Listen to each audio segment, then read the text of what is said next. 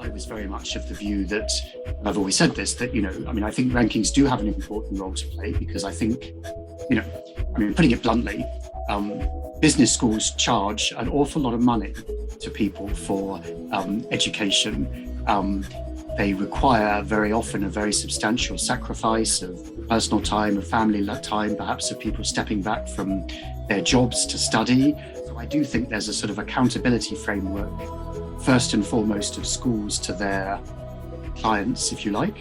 When I hear sometimes the criticism that rankings focus only or primarily on salaries, first of all, it's not true.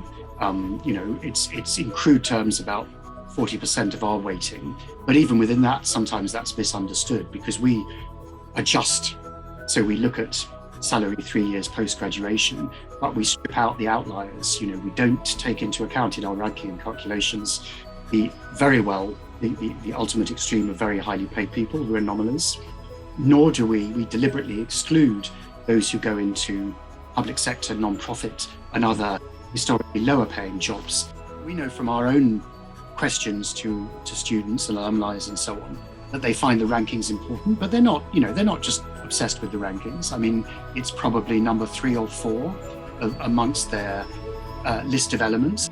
To me, responsible in the widest sense, business school leadership should absolutely not be simply focused either on the overall ranking, nor even on, for example, the FT50 subset. If there are some that are first and foremost or entirely obsessed with rankings, I'm sorry to say they shouldn't be in those roles, and their universities need to think more widely.